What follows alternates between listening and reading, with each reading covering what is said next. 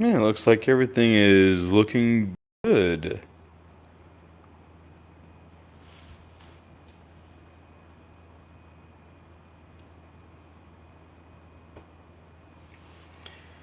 Everything is looking good. It's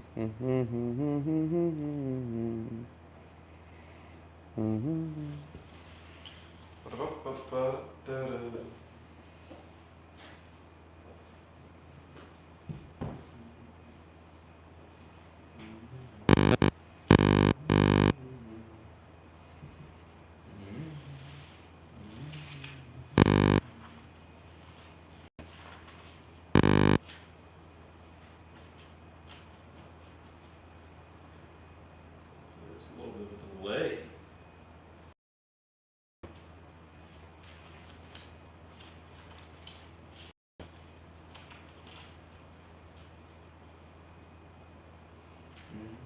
What's going on, guys? Just getting everything set up, getting all the BS out of the way. Don't mind me. You guys got any crap questions? Let me hear it.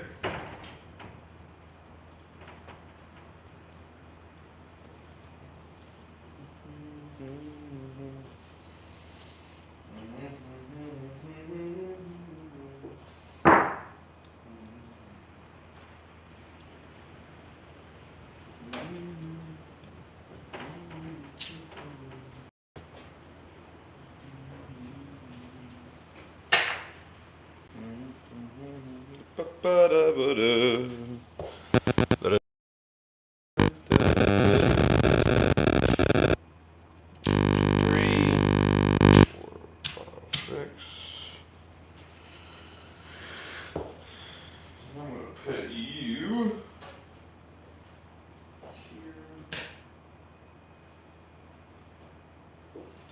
I guess the eyes can go right here.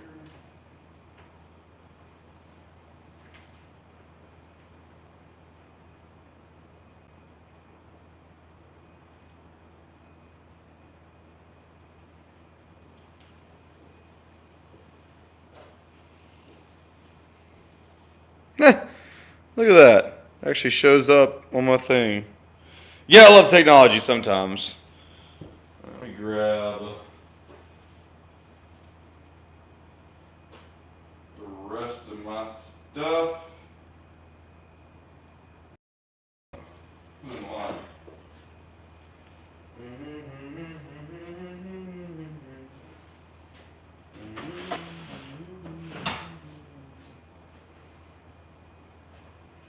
If you guys got any crash questions, let me know. Right now I'm just fiddling with my chips, trying to get everything back where it was, which is, after a long hiatus, trying to get everything back where it needs to be is a chore, to say the least. Mainly because the warehouse has been doing a lot of renovating. And so now that I got flooring, a bathroom, all the good things, now it's time to get back into craps. You know, long journey, and I feel like it's been 10 years since I've actually played craps.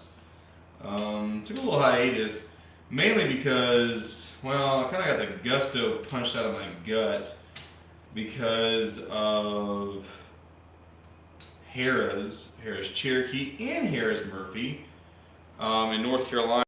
Is that at least in Murphy, I can only buy in for $5,000. Doesn't matter cash, wire, all that jazz. Doesn't matter. I can't play there anymore. So I'm just like, well, okay.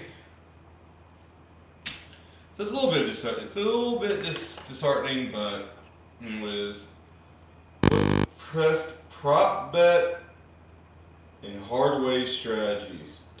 To be honest with you, if you think about the hardway strategies and even the prop bet strategies, think of it like this, is that you're taking it to an extreme. So anytime you want to profit off a casino, take a statistic, make it the extreme, and then go from there.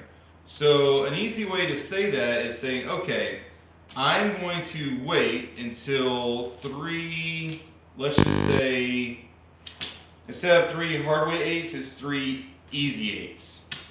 And then you start a progression on the eights until you hit it. And basically that's it. Little stabs like that. Like for instance, instead of saying, hey, every single roll or every single shooter, I'm going to put a hard eight out there, hard ways out there, say, hey, I'm going to wait until 3 shooters don't roll any hard ways, and then I start betting the hard ways. And that's a really easy strategy to stick with. A lot of times, in my mind, you can look at the statistical value of, let's just say, hey, we're going to do something like, let's say the hard 8, right? And say that you've seen, you're going to log all the 8s roll. Well, if you look at 8, there's 5 combinations in order to reach an 8. Well, how many combinations does it take? Let's go on, Rebob. How many strategies and how many combinations is it going to take in order to get a 4-4 hard 8? So then you look at those kind of statistics and say, well, I mean, that's 1 out of 36. Or you could say, well, out of the 6 times that I've seen an 8 been thrown, 5 times or 4 times has been an easy 8. So I'm going to start betting the hard 8. So looking for extraneous circumstances like that are the easiest way to profit from craps, at least in my opinion. That was a good question. $100 shift from Bellagio. Is that MGM Grand? It's MGM Grand. Alright. I am short on damn near everything. That's kind of crazy. I wonder where it went. No. Yeah. It goes to show you, it shows you how much time I've spent not playing this game when even my rack is like all mismatched and everything. But that's what happens when you get a poker table, rubber matting, insulation, a bathroom, and everything.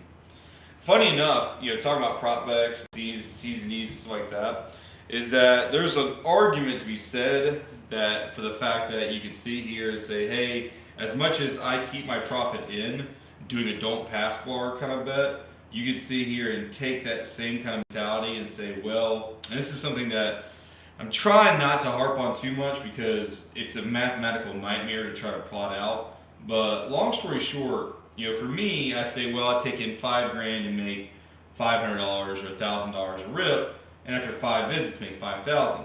Well, the biggest argument with the pressing style of strategy says, well, I can go at $200 and make $2,000.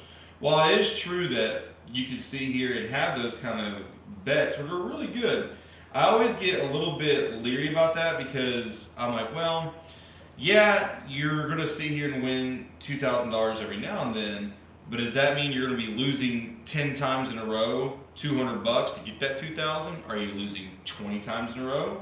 Are you losing 30 times in a row? You really just don't know unless you're mapping it out, you're running it out, and to see where it is. Now, there is, for me, a little bit of a transition in, not mindset, but logic, and I postulate like this. For me, I've always been like, hey man, twos and fews, grind it out, and make money. And BG consistently makes money.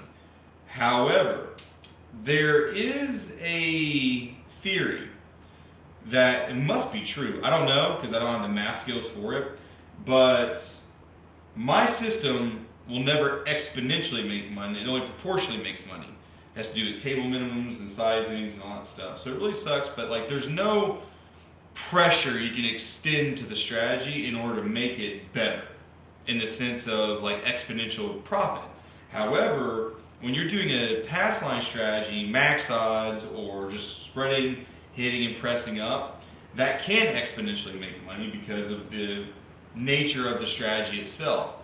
So in saying that, part of me says, I wonder if there is a sweet golden ratio, if you're doing $200 buy-ins and just dumping it off, what the ratio would be of how many times you win the 2,000 to make up for that. Is there a little bit of a leeway? Because essentially the only difference between those two is I'm making $1,000 and I'm taking my money and $1,000 home versus someone paying $200 and giving the casino hold on their money for let's say $2,000 to $3,000, and then eventually you hit $5,000 and you get your initial investment plus the profit. And so it's not disparaging between either of those strategies.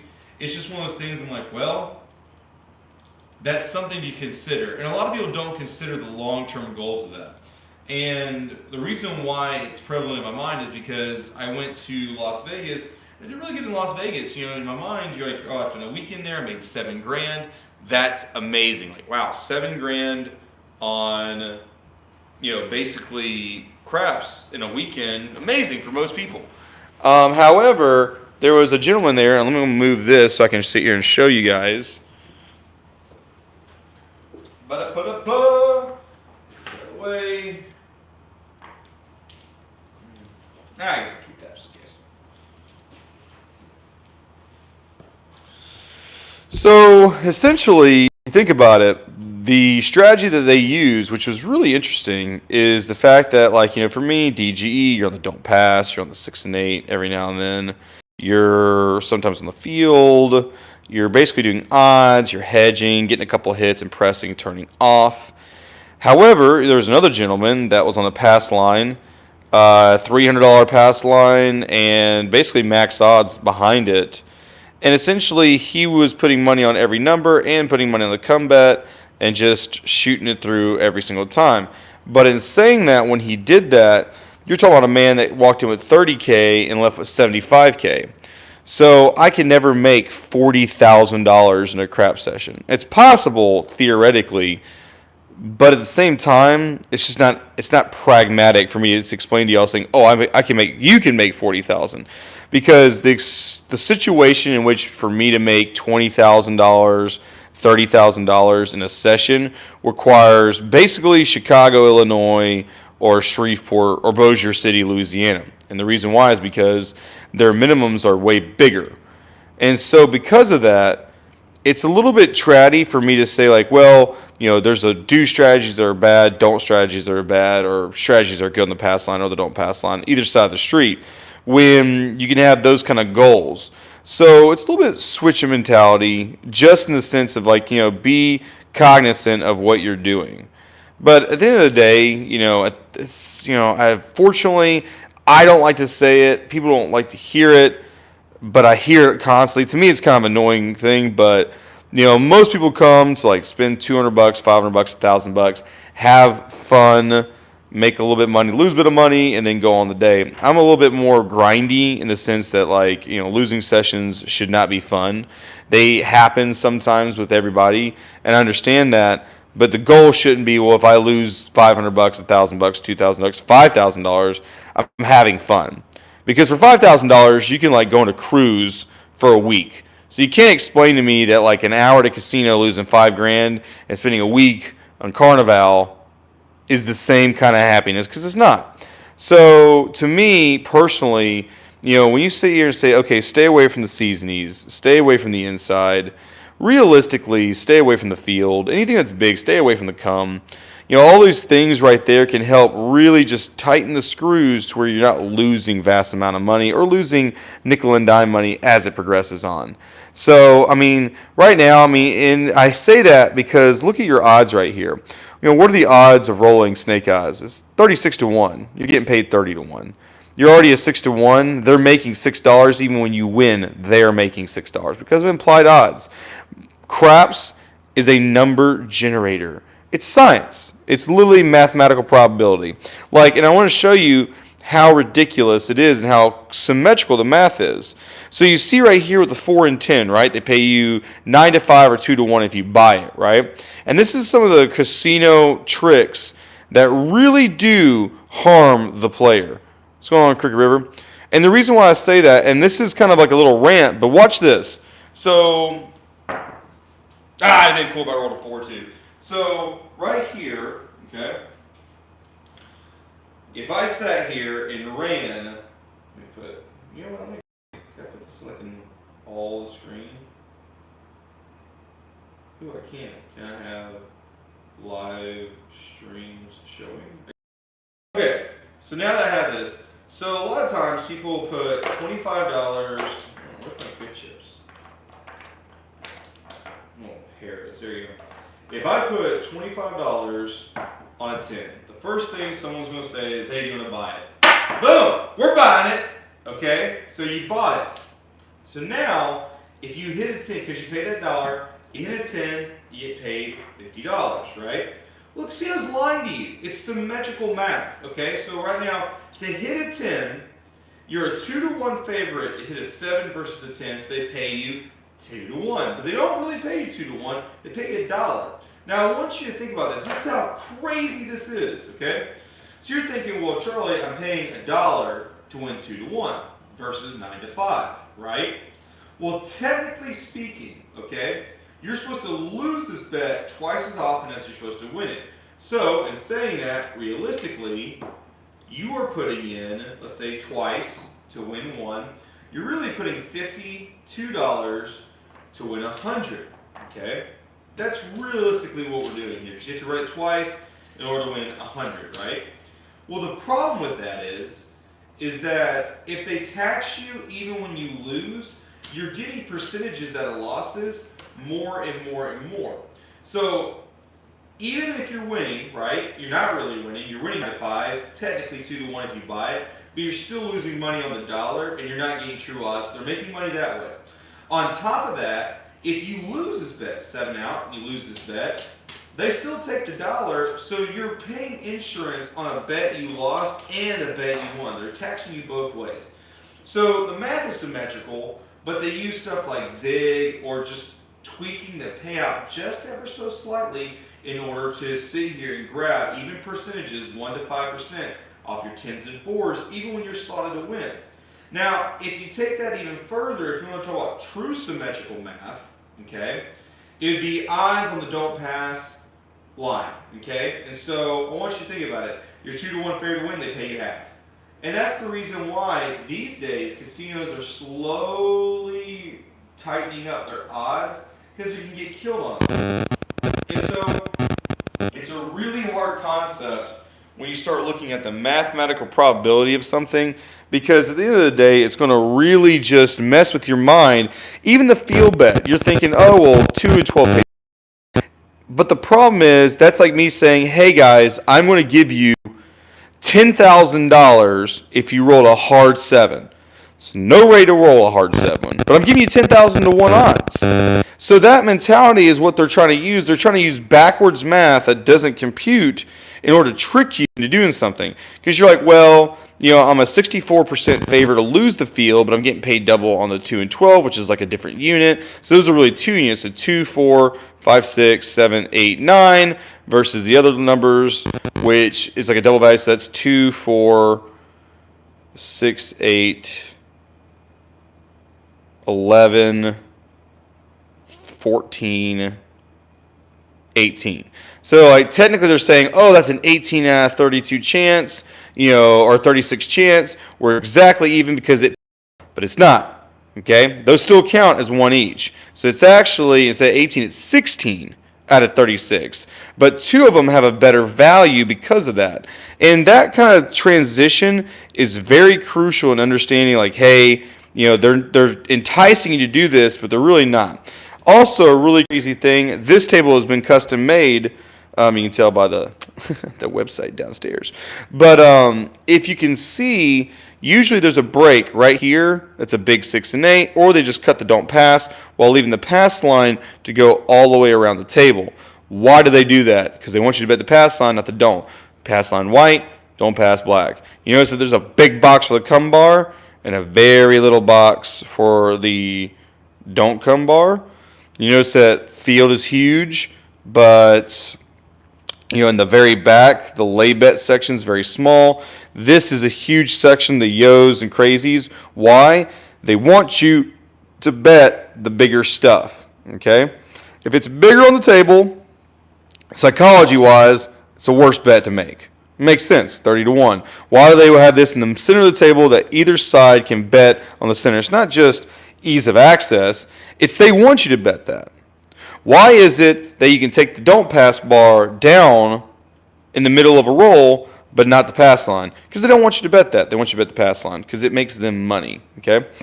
And, stuff like that are all little tricks in order to get you to put more money in for a worse bet in the hopes of making big money back. And realistically, between me, you, and the hole in the wall, why? I mean, why is that? I mean, to me personally, If you can go to a casino, make $300 to $500 a day, I mean, that's it. I mean, that's gold. That's money. You know, you don't need this grandeur of saying I'm going to make $20,000 a day, because no one's going into a casino, hopefully, unless you're a really high roller, saying I'm going to make $20,000 a day. You hope to make $20,000 a day, but you're not a goal to make $20,000. And the reason why I say that is because greed is a hell of a thing. It'll keep you there longer, make you make bets you don't want to make. It will frustrate you, anger you, all the things necessary in order to screw up your game. Whereas you can just do something simple, something easy, something consistent, regardless of your strategy. If you stay consistent, that's going to be it. And that was all to answer one question. So if you guys got any other questions, hit me up and I'll answer them. And the reason why I'm not rolling is because, you know, this is not a backboard. In fact, I mean, I could sit here and show you guys. So, you know, just got all the rubber floor in. There's the poker table. So just got the poker table in. So that was pretty cool. So got some stuff. Extra rubber mats. You know, got the TV set up to where it needs to be. Still got to move all these boxes out of the way and put more signs up. You know, more felts. Got some fantasy stuff. Fat bathroom that I wait for, I don't know, 6,000 years. Those are some cabinets I'm making, so don't worry about that. But yeah, man, it took a hot minute, so you can say, like, this is the first time it's literally had enough stuff in it or enough stuff moved out where I could start filming again. And it takes forever, man. It really does. So it's the little things in life that you just kind of appreciate, and also the little things in life that will just destroy you internally because of all the BS. Sorry for, like... Yes, I just I just moved everything. But if you guys got any crap questions, feel free to answer. I'm going to start recording more often, and the reason why is because the warehouse is done. There is no more construction. The bathrooms are built. Everything is good to go. So there's no reason to basically not film anymore. Just food for thought. Just saying that. But other than that, does anyone else have any crap questions? If not, this is supposed to be just a quick video to make sure everything was going good. Make sure that you know, my life still works in a sad sense. And I see a lot of guys are doing craps like morning videos and stuff like that. I'm probably not going to do that. I'm not a morning person. But what will happen, just to let everyone else know, is that most likely I'll be doing like video stuff. Like, for instance, like I'll watch someone else's video and comment like, well, you gotta consider this and can consider that, and you know, don't do that, don't do this, and it'll help out a little bit. But man, if anyone's got any questions, I'll give it like one more minute. If anyone's got any questions, I'll answer it. If not, man, we'll bid you. I don't want to shake it, you know. God, look how pale these hands are in this light. I like it. The old man hands, old burnt, crusty hands now. Ugh. I do like scrap felt. This is a really cool scrap felt. At the end of the day, I mean, like, I know there's a video, someone just commented, not in this video, but one like yesterday, saying, hey, do more like 3, 4, 5 odds videos because you guys don't have 1020x or 100x, I guess, around the nation as much as I do. So I got really lucky in that, and it really helps. But at the end of the day, you know, it is what it is. I'm going to try to do more of those videos. I really don't play on those tables, but I will. And if I do play on those tables, it's one of those things you're like, okay. But man, it's been 25 minutes. It was a good little tester to see how everything goes. And a little bit of video just to say I put something out. Other than that, guys, it's been a pleasure. It's been real. It's been fun. It's been also real fun. Check you guys next time.